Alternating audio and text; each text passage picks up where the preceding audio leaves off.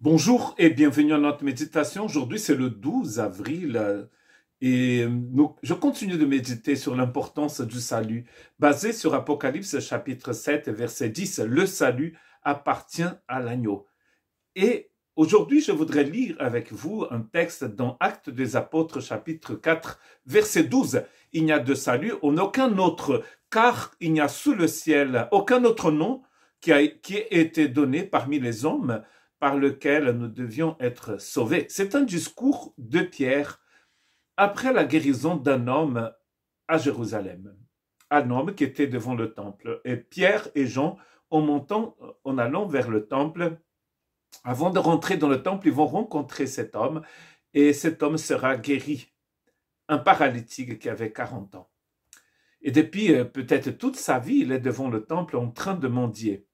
Or, cette guérison va causer une grande confusion à Jérusalem et Pierre et Jean seront donc jetés en prison. Il y a deux discours de Pierre dans ce texte, d'abord devant le peuple et ensuite devant le Sanhédrin. Et je vous rappelle que c'est le même Sanhédrin qui avait condamné Jésus. Et Pierre, qui avant avait très peur et qui avait renié le Seigneur 3 fois, maintenant il n'a pas peur et il annonce l'évangile devant toutes ces personnes. Et lui-même, Pierre, des années après, des décennies après ce discours, dans sa première lettre au chapitre 1, de sa première lettre, versets 18 et 19, il dit « Vous le savez en effet, ce n'est pas par des choses corruptibles comme l'argent ou l'or que vous avez été rachetés de la vaine manière, dépourvus de sens que vous avez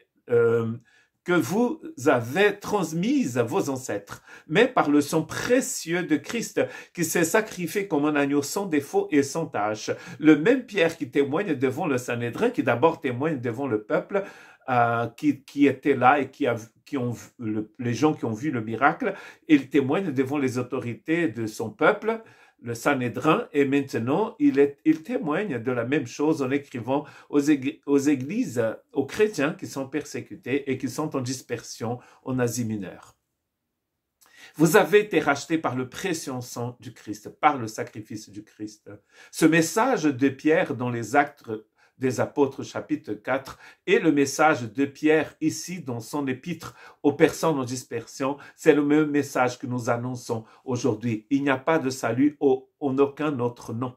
Il y a le salut qui appartient à l'agneau, il est dans le nom du Seigneur. Il n'y a aucune autre personne dans tout l'univers, parce qu'il dit qu'il n'y a personne sous le ciel et non plus sur la terre.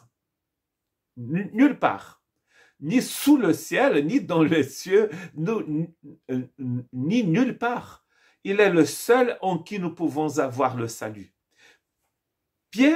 Paul, dans Philippiens chapitre 2, versets 5 à 8, va nous expliquer en fait ce que s'est passé pour que ce Christ, Dieu éternel, devienne un homme et pour qu'il puisse mourir sur la croix et verser son sang pour nous. Dans Philippiens chapitre 2, versets 5 à 8, que votre attitude soit identique à celle de Jésus-Christ.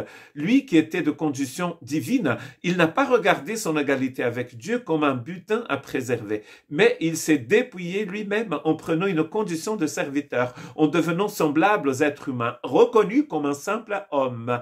Il s'est humilié lui-même en faisant preuve d'obéissance jusqu'à la mort, même à la mort sur la croix. Donc vous voyez, Dieu vient nous sauver et il se fait homme. Il prend sur lui nos fautes, nos péchés, nos peurs, nos larmes, notre perdition, notre iniquité. Il a tout pris sur lui et il s'est sacrifié pour nous. Quand il est mort à la croix, il a tué tous nos ennemis. Alors aujourd'hui, le salut, c'est une délivrance que Dieu nous propose. Cette délivrance a coûté énormément au Seigneur, mais c'est par grâce que nous la recevons. Quand on lit la fin de l'histoire du chapitre 4 des Actes des Apôtres, parce qu'ils ne vont pas pouvoir garder Pierre en prison, Pierre va dire, voilà, il n'y a de salut en aucun autre nom sous le soleil, à part sous le ciel, à part le nom du Seigneur.